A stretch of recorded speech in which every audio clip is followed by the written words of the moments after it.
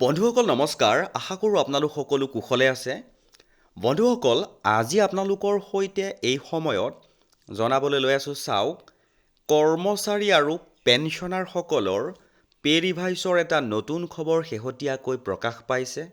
অৰ্থাৎ যি কৰ্মচাৰী আৰু পেঞ্চনাৰসকলৰ 8th পে' ৰিভাইজ হ'বলৈ গৈ আছে, সেই 8th পে' ৰিভাইজৰ বৰ্তমান সময়ৰ একেবাৰে শেহতীয়া খবৰ এটা প্ৰকাশ পাইছে। দেৰি নকৰাকৈ আপোনালোকৰ সন্মুখত জনাবলৈ লৈ আছোঁ চাওক, পে' ৰিভাইজৰ ড্ৰাফটিং কমিটিৰ মূল এজেণ্ডা হ'ল কৰ্মচাৰীসকলৰ বছৰি 7% ইনক্ৰিমেণ্ট। এটা অতি গুৰুত্বপূৰ্ণ ইনফৰমেশ্যন কৰ্মচাৰী আৰু পেঞ্চনাৰসকলৰ বাবে শেহতীয়াকৈ প্ৰকাশ পাইছে। সকলো সবিশেষ আজিৰ এই ভিডিঅ'টোৰ জৰিয়তে আপোনালোকক জনাবলৈ যত্ন কৰিম। আৰু এইখিনিতে আপোনালোকক এটা ইনফৰমেশ্যন আগতীয়াকৈ জনাবলৈ লৈছোঁ যে ড্ৰাফটিং কমিটিত কৰ্মচাৰীসকলৰ দৰমহা কিমানৰ পৰা কিমান পাৰ্চেণ্টলৈকে বৃদ্ধি কৰাৰ এখন তালিকাও তেওঁলোকে প্ৰকাশ কৰিছিলে। সকলো সবিশেষ আপোনালোকক জনাবলৈ যত্ন কৰিম। বন্ধুসকল, দেৰি নকৰাকৈ মূল ইনফৰমেশ্যনটো আপোনালোকৰ সন্মুখত হাইলাইট কৰিবলৈ লৈ আছোঁ চাওক, এক্ৰিডেটেড ফৰ্মুলা আৰু ষ্টৰ ভিত্তিক fitment factor. Federation of national postal অৰ্গেনাইজেশ্যনছে বহুস্তৰীয় ফিটমেণ্ট ফেক্টৰৰ এক উন্নত প্ৰস্তাৱ আগবঢ়াইছে।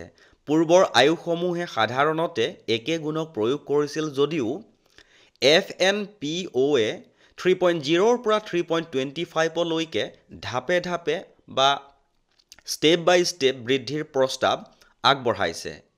FNPOৰ সাধাৰণ সম্পাদক শিৱাজী বাছিৰেড্ডিৰ মতে এই গণনাসমূহ এক্ৰিডেটেড ফৰ্মুলাৰ ওপৰত আধাৰিত, যিয়ে 4জনীয়া পৰিয়ালৰ পুষ্টি আৰু মৌলিক প্ৰয়োজনীয়তাৰ ভিত্তিত ন্যূনতম জীৱন ধাৰণযোগ্য মজুৰি নিৰ্ধাৰণ কৰে।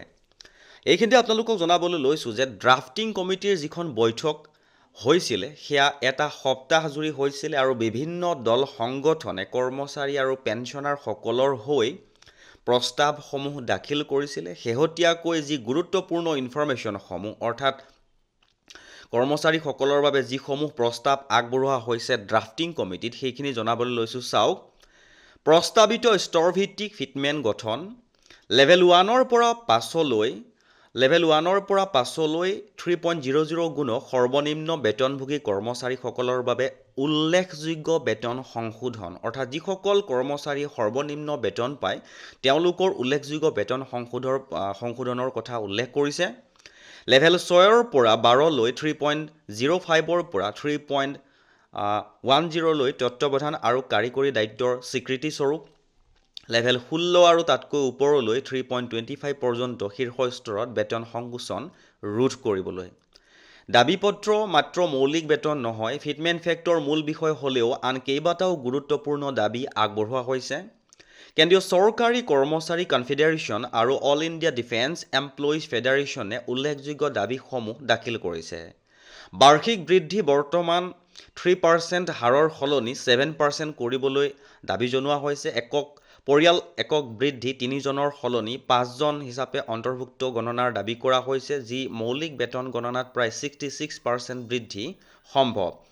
চিকিৎসা ভাত্তা CGH নথকা অঞ্চলত স্থিৰ চিকিৎসা ভাত্তা 1000 টকাৰ পৰা 20,000 টকালৈ মাহিলী বৃদ্ধি, LTCৰ নগদ ৰূপত প্ৰদানৰ প্ৰস্তাৱ, অৱসৰৰ ছুটী 300 দিনৰ পৰা 400 দিনলৈ বৃদ্ধি, পেঞ্চন সংস্কাৰ NPS আৰু UPS বাতিল কৰি OPS সম্পূৰ্ণৰূপে পুনৰ সংস্থাপনৰ দাবী আৰু দৰমহাসমূহ এনেদৰে বৃদ্ধি কৰাৰ বাবে পৰামৰ্শ আগবঢ়াইছে। আপোনালোকৰ সন্মুখত মই মূল তালিকাখন দেখুৱাবলৈ লৈ আছোঁ চাওক।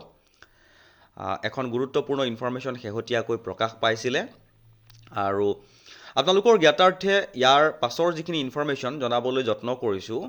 খচৰা প্ৰস্তুত সমিতিৰ সদস্যসকল, অৰ্থাৎ ড্ৰাফটিং কমিটিৰ সদস্যসকল মাৰ্চ মাহৰ আৰম্ভণিলৈ দিল্লীত অৱস্থান কৰি বিভাগীয় প্ৰস্তাৱসমূহৰ মাজৰ মতভেদসমূহ সমাধান কৰিব। চূড়ান্ত একত্ৰিত দাবী পত্ৰ ন্যায়াধীশ ৰঞ্জনা প্ৰকাশ দেশাইক দাখিল কৰা হ'ব।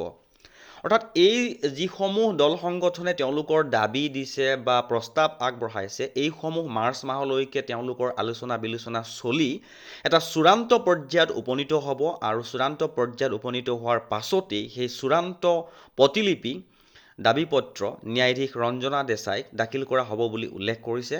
যদিও অষ্টম পে কমিশ্যন 1 জানুৱাৰী 2026ৰ পৰা পশ্চাদমুখীভাৱে কাৰ্যকৰী কৰা হ'ব বুলি আশা কৰা হৈছে, সংশোধিত বেতন আৰু এৰিয়াৰ বিতৰণ প্ৰক্ৰিয়া কেতিয়া আৰম্ভ হ'ব সেয়া চূড়ান্ত প্ৰতিবেদন কেন্দ্ৰীয় মন্ত্ৰীসভালৈ দাখিল কৰাৰ সময়ৰ ওপৰত নিৰ্ভৰ কৰিব। বন্ধুসকল, এটা গুৰুত্বপূৰ্ণ ইনফৰমেশ্যন শেহতীয়াকৈ যি কৰ্মচাৰীসকলৰ 8th পে ৰিভাইজৰ সৈতে জড়িত প্ৰকাশ হৈছিল, আপোনালোকক জনাবলৈ যত্ন কৰিলোঁ। আৰু যদি আগলৈকো পে ৰিভাইজৰ সৈতে জড়িত গুৰুত্বপূৰ্ণ ইনফৰমেশ্যনসমূহ যেতিয়াই যেনেকৈ প্ৰকাশ হৈ থাকে আপোনালোকক জনাবলৈ যত্ন কৰিম। যদি ইনফৰমেশ্যনসমূহ পাই থকাটো বিচাৰে তেনেহ'লে চেনেলটো ছাবস্ক্ৰাইব কৰি হাতত ৰাখিব।